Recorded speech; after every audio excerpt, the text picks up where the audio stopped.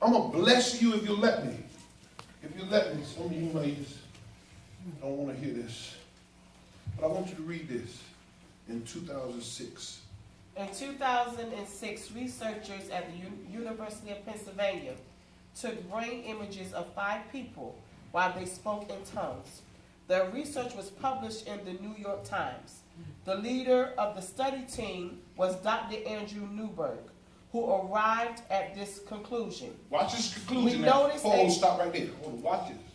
What happened was they took 5 people that were fluently speaking in tongues, that knew how to touch God that fast. See, the Bible said that when we speak in tongues, we should not only be able to speak, but we should have the utterance.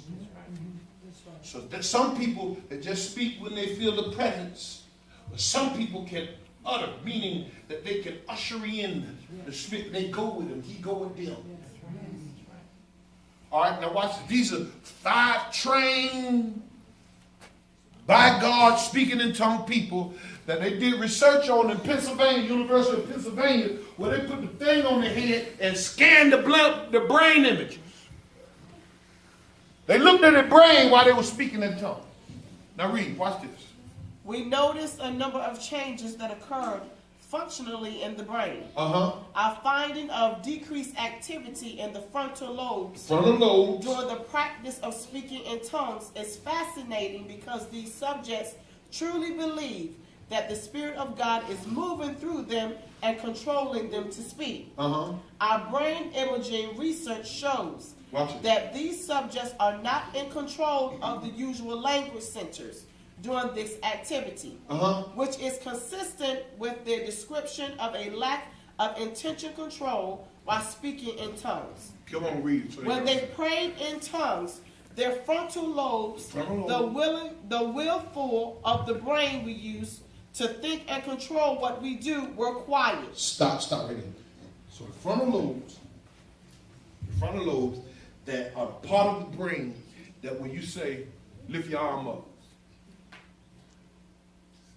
your mind says, wrong arm, lift the other arm up. So it controls the movement of your body. The front lobes, they control, say, the legs walk this way. It said, while they were speaking in tongues, that part of the brain was quiet, didn't move. I said, look, while speaking in tongues, the part of the brain that say, open your mouth and say hello. Quiet. Read. Watch this. The language center of their brains, the part we use to speak in our native language, were quiet as well. Listen, watch this now. The part that you think about what you're going to say before you say it, that ain't saying nothing, ain't moving either. Now watch these people, they speaking in unknown tongues right now, and they got research on them, and they're saying none of this is supposed to be working. They ain't supposed to be walking around. They ain't supposed to have their hands up. They ain't supposed to be praising God. They ain't supposed to be able to say nothing because their brain action is sleep. Read. The people were not in a trance. They weren't in a trance. They were fully aware of what was happening. The researchers were unable to pinpoint which part of the brain was controlling this behavior of speaking in tongues. Listen, read that again. The researchers were unable to pinpoint which part of the brain was controlling this behavior of speaking in tongues. Now, we talking about University of Pennsylvania. Science team, researchers from the leadership, Dr. Newberg. Couldn't figure it out. Researchers, brain people, could not find out what part of the brain is operating the human body when they were under the power of the Holy Ghost.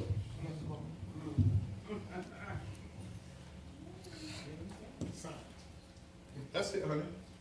Something stop right there. I want you to know they couldn't find out what was controlling the person that was in the tongues. Do you know what that means? It's only one. Yes, absolutely. It's only one way that your body can be operating and your brain not. That means something had to take control. Yes. Why you let control go. So when your brain rested in the front lobe and in the rear lobe, God took over. God Almighty. God controlled my God controlled the mouth. You want to know how I was talking? It won't me talk. You was looking for me to talk and you were looking for my brain to work. But I'm here to tell you, my brain didn't work because it was God's brain working. In me. Teaching you about tongues. It ain't you. The Spirit of God moves in you. It ain't you. I ain't saying it. Researchers say it. Text say it. You can't expect that you can curry this anointing that's on your life. It takes God to do this, baby. Would you think for 1 second you did this by yourself? Was nobody but the Lord. They're not controlling themselves. It's the power of God that controls the body. It's controlling the body functionally when under the Spirit.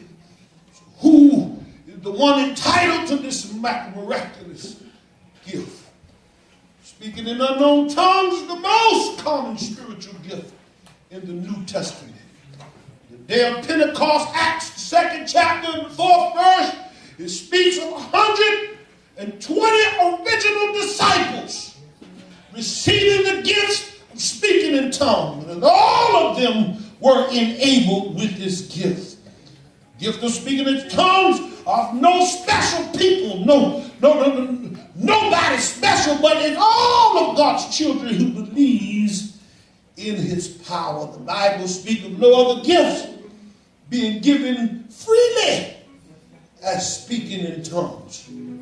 So we don't know if they have received the gift of faith or the gift of healing or the gift of discernment, but what we do know, we know that they have received the gift of tongues. Everybody ain't going to receive every gift. That's right. But God said that tongues is for everybody. Yes, Lord. I'm trying to help somebody.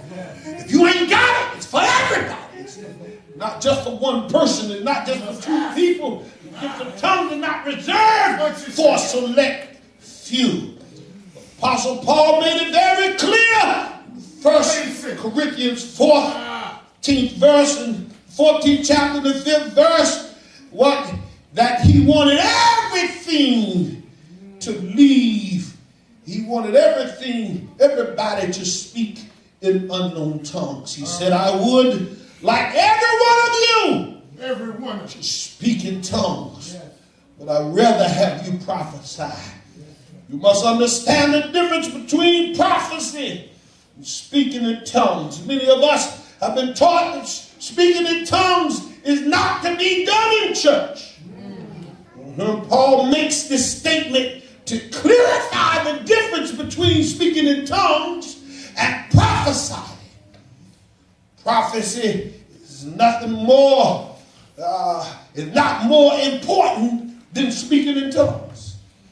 That's right. I said prophecy is not more important than speaking in tongues. That's right. Say it again. Prophecy is not more important than speaking in tongues. Some of you desiring prophecy, but not desiring speaking in unknown tongues. Watch this, watch this. Prophecy is for the edifying of the church. Watch this. But speaking in tongues edifies you. Y'all not getting this thing like I might. Speaking in tongues edify your body. Prophecy is when you hear a word from God for somebody else. But speaking in tongues is a direct download from God to the believer. Paul says, he said, I appreciate the church being lifted up. But when you begin to speak in unknown tongues, you begin to lift up your own body, your own problems, your own issues, your own headaches. You're talking to God about it. You're sending it up